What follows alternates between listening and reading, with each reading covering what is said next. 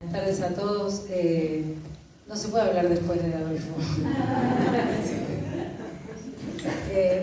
Pero probablemente lo particular de esta invitación es que hace una rabina haciendo una semblanza de un sacerdote católico como el padre Carlos Mujica, ¿no? Y quizás son los milagros de los que pasan en esta casa. En esta casa pasan estas cosas.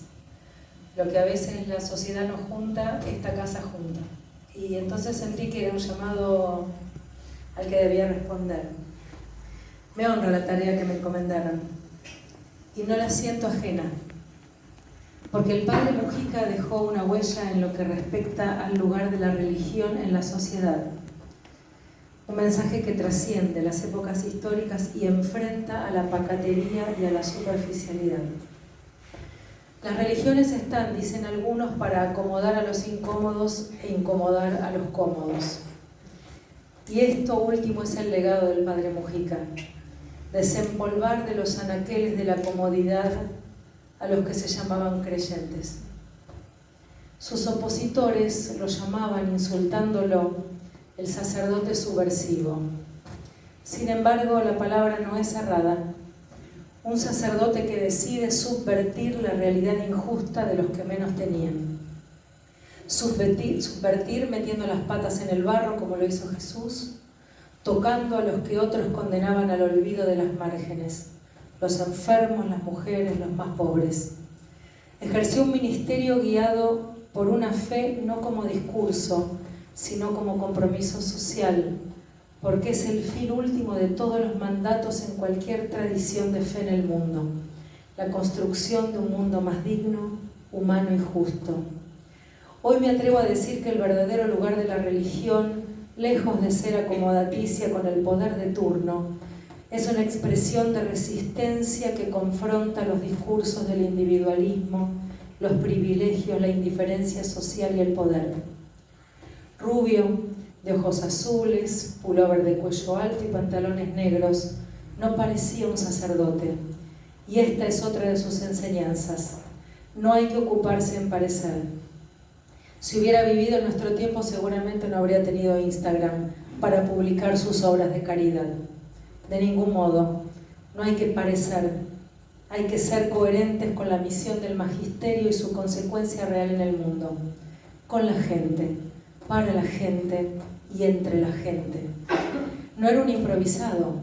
Fue profesor de teología en las facultades de Economía, Ciencia Política y Derecho de la Universidad del Salvador y capellán de la parroquia San Francisco Solano en Villaluro.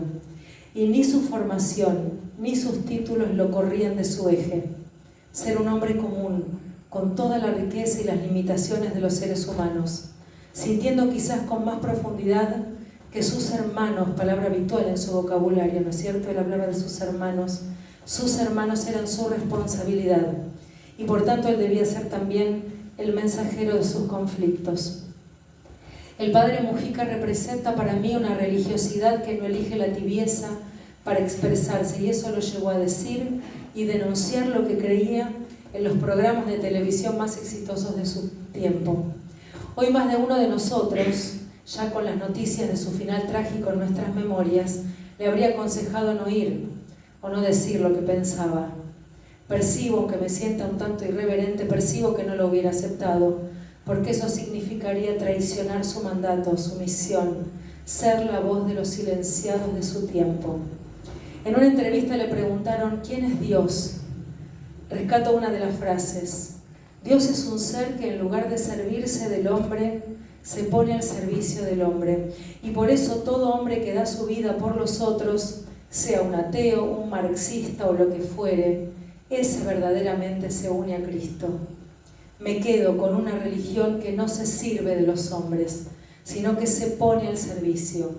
En este sentido, citaba siempre una frase de un sacerdote francés, el abate Pierre, que le enseñó: antes de hablarle de Dios a una persona que no tiene techo, es mejor conseguirle un techo. Es decir, que conseguirle techo a una persona ya es hablarle de Dios. Por eso las fotos que trascendieron de él mayoritariamente no son las que están detrás de un púlpito, ni con un estol en el cuello, ni dando misa en una catedral. Se lo ve y se lo recuerda, lo recordamos, caminando la calle, rodeado de gente que aprendía no con sermones de la moral, sino de su conducta ética. Y ese fue su mejor evangelio. Y si bien no profeso la religión cristiana, me conmuevo con sus palabras cuando dijo: los signos concretos del mensaje de Cristo se pueden detectar cuando Él dice: en esto se conocerá que ustedes son mis amigos, en el amor que se tengan los unos a otros. Y el índice de mi adhesión al mensaje de Jesucristo es mi amor real, concreto, palpable por mis hermanos. Cuando le preguntaban acerca del pecado, él contestaba que pecar era negarse a amar. Y que tener fe, mucho más que idolatrar a una idea que se llame Dios, es principalmente amar al prójimo. Me quedo con el mandato religioso del amor como manifestación más profunda de la fe. Así lo dijo Rabí Akiva en el siglo I. Ama a tu prójimo como a ti mismo es el principio central de toda la Biblia hebrea. Y también está escrito en los Evangelios. Jesús dijo: amarás al Señor tu Dios con todo tu corazón, con todo tu ser, con toda tu mente y todas tus fuerzas. El segundo es: amarás a tu prójimo como a ti mismo. No hay otro mandamiento mayor que estos dos. Me quedo con el compromiso de resistir desde los principios de nuestras tradiciones religiosas a la desigualdad, a la injusticia y a la indiferencia.